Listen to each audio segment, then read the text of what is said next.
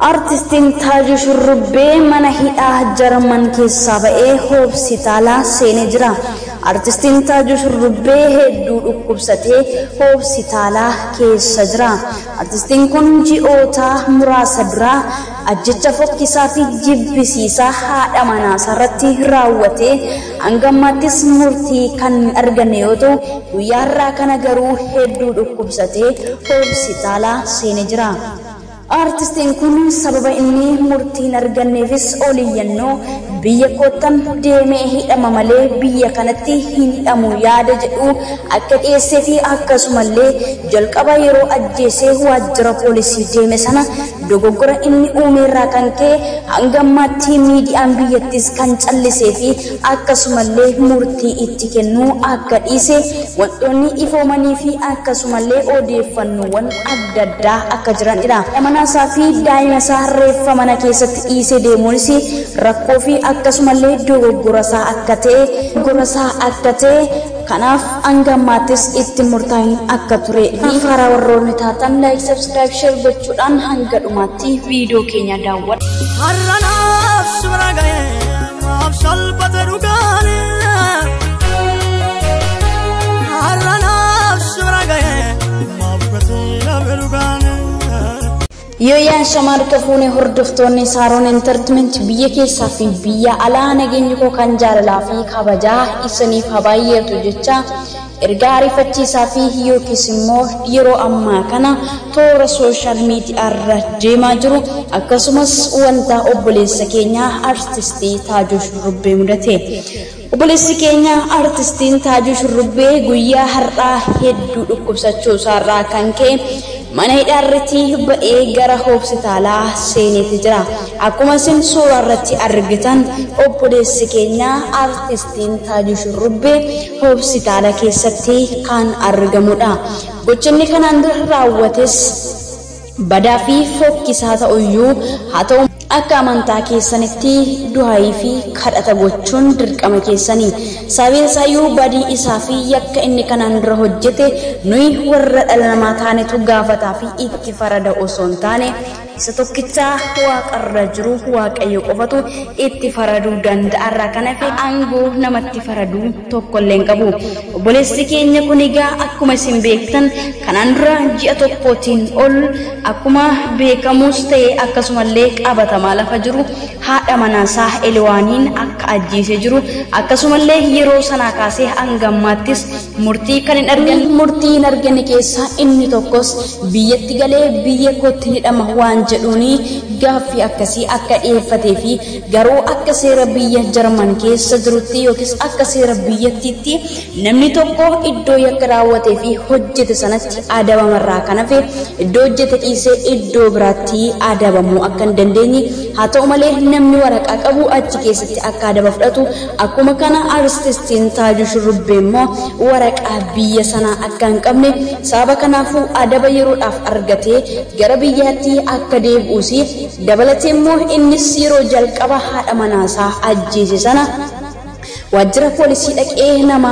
ajjeesee achumarras poolisoota achiijii walii galuu dadhabee deebi'ee garuu reeffa mana kaa'ee ofiisaas mucaasaa wajjinis mana taa'ee deebi'ee bilbilaan akka haasofsiise sana booddee immoo mucaasaaf reeffas walitti dhiisee deemee mucaansaa akkuma beekamu mana kunuunsa daa'immanii seenee akka jirudha.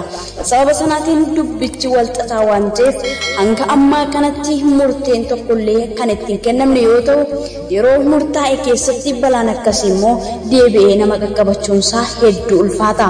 Sababiin isaa sa'aatii amma jirruu fi daqiiqaa ammaa kana beekna malee kana booddee maal akka goonuu fi maaltus akka nu argatu akkasumas maaltu immoo akka nurratti ta'u homaa waan beeknu hin qabnu. Namni addunyaa kanarra jiraatu kamiyyuu taanaan haala kam keessayyuu haa jiraatu gaaris ta'e badaa waan amma keessa jiru beeka malee waan daqiiqaa achii jiru fi ta'iiwwan ta'an tokkollee kan beeku raagee tokkollee hin jiru. Egaa balaa akka artistii Taajuu Shurrubbee kana namarraa Waaqayyo haa qabu. Waan keessa darbite malee waan fuuldura kee jirtu tasuma beekuu hin dandeessu. Kan beeku Waaqa qofadha. Kanaafuu Waaqayyo jalqaba keessanii fi dhuma keessanis haa tolchu. Egaa artistiin Taajuu Shurrubbee namoonni yeroo tokkos ta'e akkuma kana yaadota faallaa kanneen qindeessanis jiru. Haa ta'uyyuu malee namoonnis akkas jechuudhaan yaadota garaagaraa kan maddisiisaa jiranii. Inni mana hidhaatii akkamitti ba'ee hin gadhiifamee mana hidhaatii ba'ee wanneen jedhanii ajandaa kana obboleessa keenya dhukkubsatee jiru irratti kanneen oofanis jiru. Egaa waa tokko walitti himne dhugaa himuun firooma akka hin kunne artistiin Taajuu Shurrubbee mana hidhaatii ba'ee osoo hin taane hospitaalaa kan inni geeffame yookiis kan inni dhaqe poolisootaan qabame yookiis poolisootaan malee mana keessa taa'ee yookiis gadhiifamee bakkeerra jira miti. Egaa akka shakkiin isin keessatti uumamu ni jira. Murteen hanga ammaatti ji'a ol lakkaa'ame waa'ee isaa miidiyaan biyya Jarman waan gabaasee fi waan hime tokkollee hin qabu.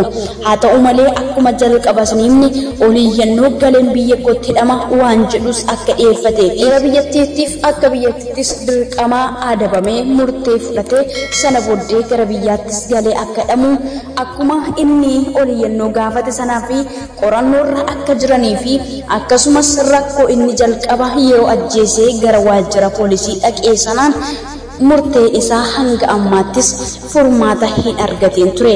Kanaafuu artistiin Taajuu Shurrubbee kanaan dura kana godheera bagaa haduu warroon jedhanis namoonni tokko hin jiru.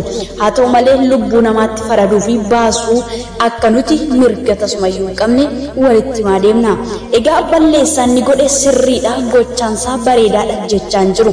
An akka kootti sabiinsa erga inni gocha kana raawwate badiiwwan akkasii biyya keenya Itoophiyaa keessatti daran kan baay'atanii fi dargaggootaaf maanguddoonni akkasumallee badiiwwan fofokkisaan akkasii dubartiin illee akkuma kana dhiirlee badii kana dalagaa jira. Sunis maddi sun eenyurraa jalqabe yoo jedhame kaleessa dheengadda wanta nuti argine tokkollee hin qabu. Maddichi erga Taajuun waan kana raawwatee booddee daran hedduu kan babal'atee fi akkasumas taateewwan kun itti fufaa akka jiranidha. Egaa ani badii inni dalage kun sirriidha yookiis immoo waan gaarii godhe jechaan jiru. Haa ta'u malee lubbuu namaatti faraduu waan hin dandeenyeef egaa achi keessa Rabbii inni hundaa danda'u isaa baasu jecha isinillee akka amantaa keessanitti akka kadhattanii fi biras akka dhaabbattan namummaa fi akkasumas yakka inni hojjeteef isin itti murteessuuf ta'e itti dubbachuu waan mirgaa fi dirqama tokkollee hin qabdanii. Kan itti murteessu yoo namni dhiise itti faraduus ta'e itti murteessu adabuus dhiise Rabbi tokkichi garuu akka isan dhiisne jala murtanii beekuu qabdu. Sababiin sayyuu dhalli namaa tokko ajjeesuuf kan uumame tokkollee hin jiru. Dhalli namaa kamiyyuu jiraachuuf akka uumamee fi akka inni fedhii isaa eegee jiraaturraa kan hafe akkuma barbaade tokko ajjeesee tokko taa'ee jiraatu miti. Haa ta'u malee badii inni dalage kun waan fokkataa ji'oota muraasa duraati. Badii sanaaf jettanii warroonni qiimii kaleessa dheengaddaa fi waan hin taane irratti ooftan osoo dhaabbattanii isaaf immoo osoo kadhattanii bareedaadha. Hanga ammaatti kan isin faana ture ana Saaroon Entertainment irraa oduuwwan qabatamaa kana booddee yoo baanis isin geenya.